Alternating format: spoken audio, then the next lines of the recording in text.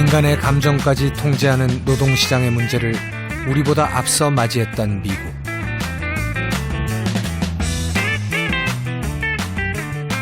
그 고민은 감정이 어떻게 상품화되고 이윤 창출에 기여하는지 그 관계를 분석한 저서 감정노동으로부터 시작됐습니다.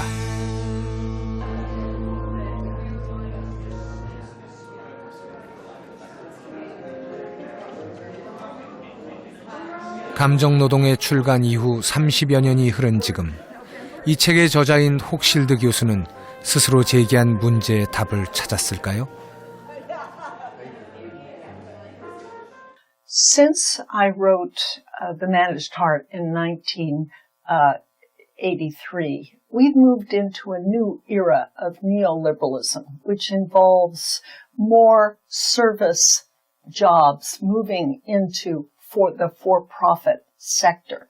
And that means they can't determine the number of customers they have to greet a day. They can't determine their hours. They can't determine their break times. So this makes it harder to feel like a human being and easier to feel like a machine. I think one important solution to the alienation of the emotional laborer is to grant the worker more autonomy. 노동의 과정에서 자율성의 문제를 생각하지 않을 수 없는 지금, 우리의 아이들에게 노동을 어떻게 가르쳤는지 되짚어봐야 합니다. 노동자의 권리를 가르치지는 않아도 노동자의 의무만은 가르친다는 학교. 씁쓸한 비유지만 노동교육의 현실을 마주하면 고개가 끄덕여집니다. 고등학생이 사회 관련 교과서를 통해 배우는 노동 관련 내용의 비율은 고작 2%.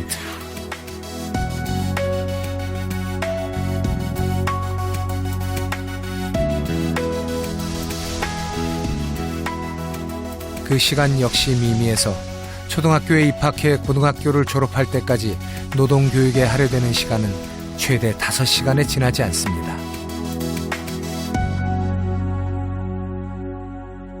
사회교과에서 경영 또는 경제가 강조된 것은 하나의 일관된 경향이라고 할 수 있습니다. 노동에 대한 가치를 바르게 습득해야만 우리 사회에서 노동하는 사람들에 대한 그 존중하는 태도, 그리고 노동자들에 대한 정책, 이런 것들이 바로 정립될 수 있는데, 경제인의 관점이라면, 경영자의 관점이라면 아무래도 노동인권은 무시되는, 그리고 노동자에 대한 인식은 폄하되는 그런 수업을 할 수밖에 없는 결과가 부작용으로 나타날 수 있는 거죠.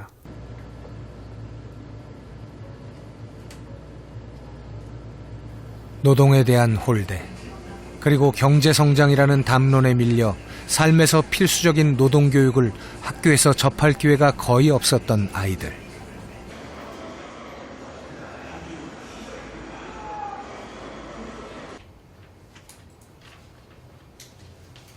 노동하며 살아가는 인간의 삶에 교육이 어떻게 도움을 줄 수 있는지 독일의 교과서를 살펴봤습니다.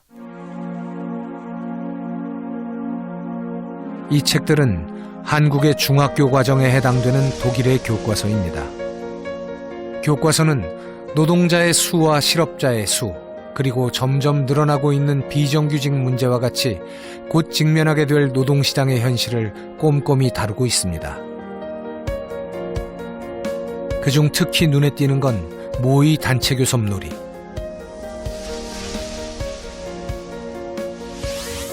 이 과정에서 학생들은 경영자와 노동자의 역할을 번갈아 맡으며 토론과 논쟁을 벌이게 됩니다. 일방적인 시각에서 벗어나 서로의 입장에서 노사관계를 이해하도록 하는 과정인 거죠. 더욱 놀라운 건 모의 단체 교섭의 목표.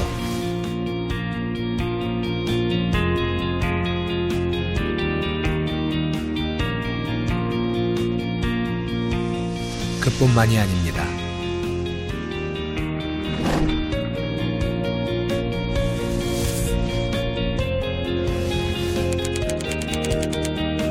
인간의 노동력을 재화로 보는 세태를 날카롭게 풍자한 사파조차도 독일 사회가 인간의 노동을 어떻게 인식하고 있는지를 보여줬습니다.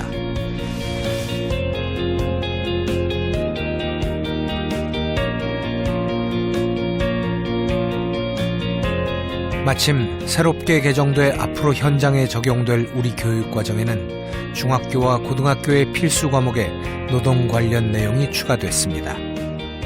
최근 우리 교육 과정에서 노동인권에 대한 관심이 증가하고 실제로 노동인권이 하나의 조그마한 작지만 하나의 단원으로 들어오기는 했습니다. 이것은 분명히 긍정적인 변화임에는 틀림이 없고요. 다만 교육과정에서 이런 노동인권이 강조되는 경우라 하더라도 자신의 문제로 받아들일 수 있도록 가르치는 게 대단히 중요하다고 생각을 해요. 근로자라면 어떻게 할 것인가, 당신이 해고되면 어떻게 할 것인가, 당신이 그러니까 채용이 거절되면 어떻게 할 것인가, 당신이 휴가 가지 못한다면 어떻게 할 것인가, 내가 노동자라면 어떻게 대응할 것인가의 관점에서 접근하는 학습이 필요한 거죠. 일터에서의 권리를 노동하는 사람의 입장에서 찾아보는 수업.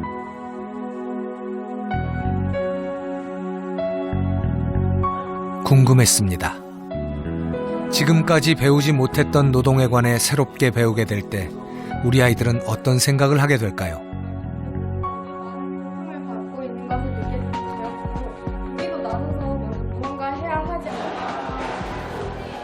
곧 수업이 시작될 고등학교 1학년 교실. 이 학교 학생들의 대부분은 졸업 후 바로 취업 시장에 나가게 됩니다.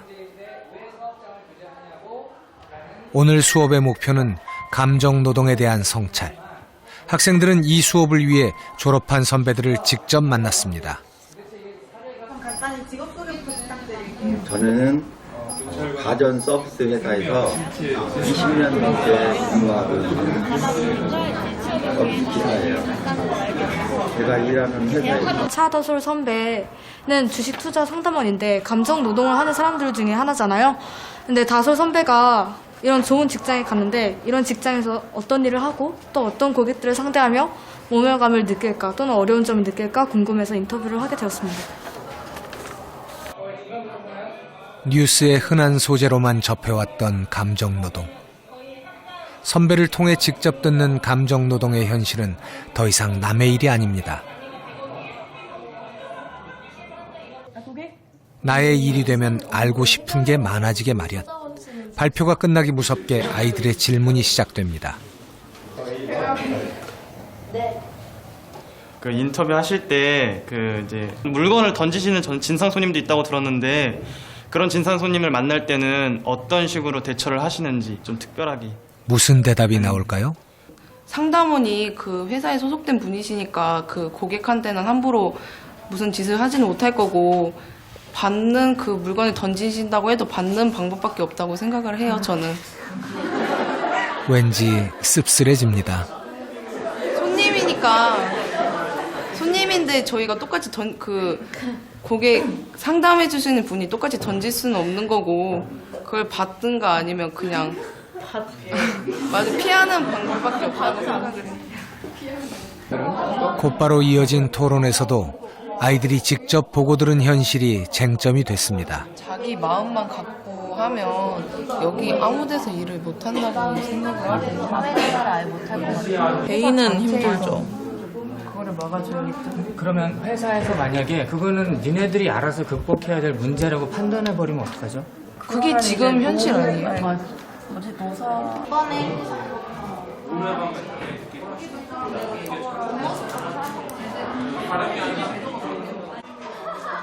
기업의 통제와 조절 아래 일하는 그 누가 자유로울 수 있냐고 질문을 던지는 아이들.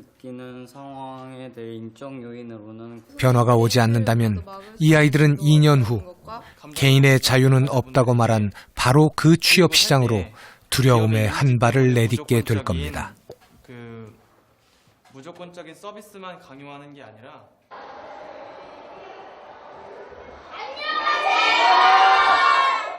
그렇다면 어디서부터 시작해야 할까요?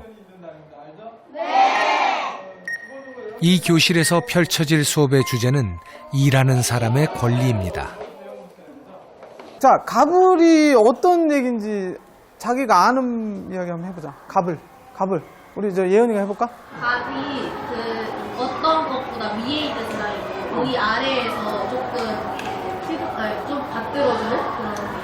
또 갑을 이러면 석진이는 어떤 게 떠올라? 예를 들어서 건물을 빌려주면 자기가 빌려준 사람이 갑이 되고 쓰는 사람이 을이 되는 거 아니에요? 막연하게 알고 있던 갑과 을의 문제. 오늘은 이 문제를 역할놀이로 들여다볼 참입니다. 학급 식당에 이제 일하시는 분이 있습니다. 이걸 끼면 일하시는 분이 돼요. 그 사람은 그 일을 다 들어줘야 되는 상황이 됩니다. 성분이 나와보세요. 학생이 맡을 역할은 식당에서 손님을 응대해야 하는 직원. 이 앞치마를 두르는 순간 학생은 말로만 듣던 을의 입장이 되어야 합니다.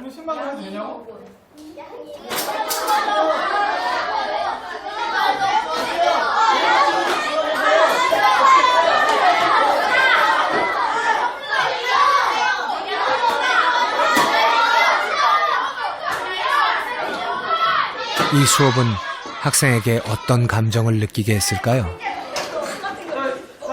아이들이 막 시키는 상황에서 내가 지금 이 짧은 시간 동안 당했던 나의 느낌. 기분 좀 그래요. 어떻게 그래? 구체적으로. 애들 얘기를 해도 돼. 진짜 물건을 주워드리기 싫어요. 네 역할이 시키는 걸 다 하는 거였잖아. 그치? 그런데 시키는 거를 다 해주는 상황이었거든? 그런데도 화가 나? 쥐들이 떨어졌는데 쥐가 뭐죠? 지금 감정적으로 기분이 상했어. 열 받지? 열 받겠지? 짜증 난다는 말까지 했어. 선생님은 이걸 여러분들하고 이야기해보고 싶었어요. 감정에도요, 권리가 있습니다. 그리고 그 감정은 사람이 갖고 있죠. 그러면 사람이 가진 권리는 이렇게 함부로 할 수 있는 것이 아니죠. 예. 2년 전 다양성, 평등과 같이 우리 교육에서 상대적으로 부족한 요소를 담은 교과서가 만들어졌습니다. 이 교과서에는 노동인권에 대한 내용도 담겨져 있습니다. 노동의 현장과 교육 현장에서 필요로 했던 바로 그 관점, 노동하는 사람의 관점으로 말입니다.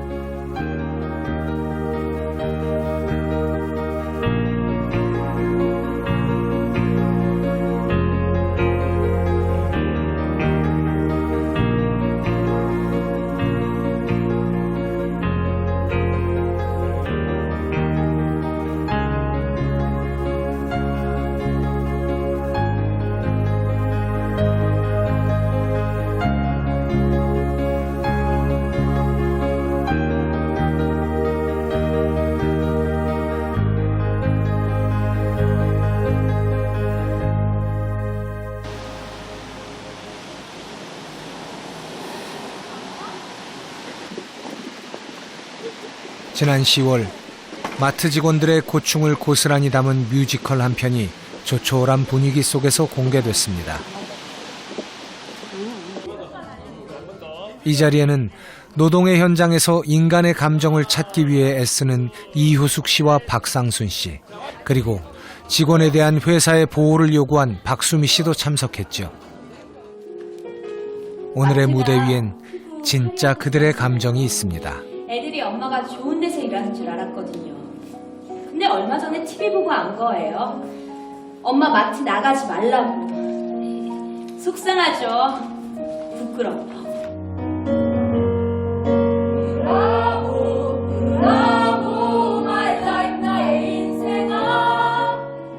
감정노동 없어졌으면 좋겠어요.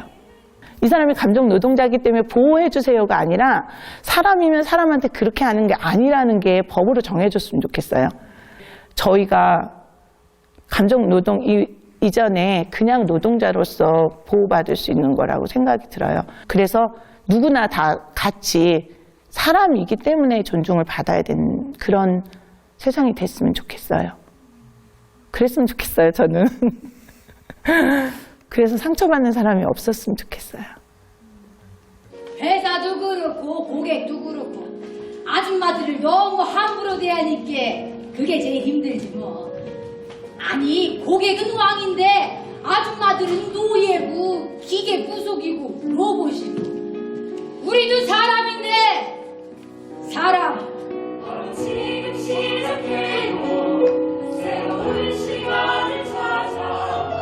그들이 바라는 건 대단한 게 아닙니다. 그냥 당연한 겁니다. 늘 아이들한테 그냥 얘기했던 부분인데요. 그러니까 상대편 앞에 앉아있는 사람 참 귀한 사람이야. 네가 귀하게 봐주면 저 사람이 너한테 귀한 일을 해. 이렇게 세상 살아가면서 참 이렇게 하찮은 존재가 없이 한 사람 한 사람 귀한 존재였으면 해요.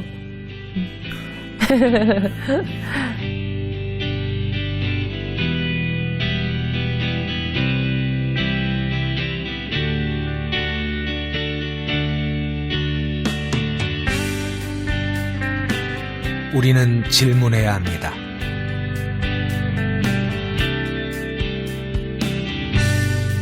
지금 감정의 주인은 누구입니까?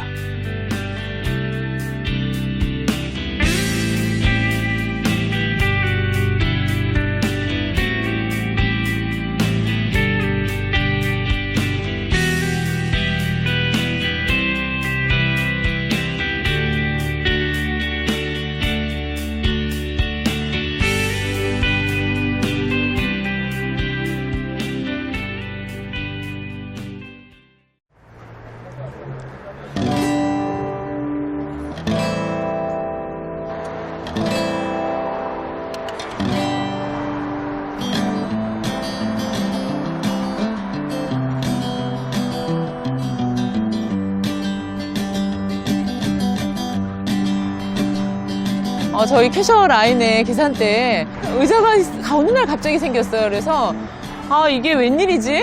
의자가 생겼어 이랬는데 근데 그게 여러 진짜 백화점, 면세점 분들 그리고 서비스 연맹에서 굉장히 많이 노력을 해서 그 의자를 놔줬구나라는 그 말을 들었을 때 저희는 아무런 노력도 하지 않고 그 혜택을 받고 있다라는 게 너무 창피하고 그리고 이게 우리들을 위해서 이렇게 노력해주는 사람이 있구나 이런 거에 되게 감동을 받았었어요.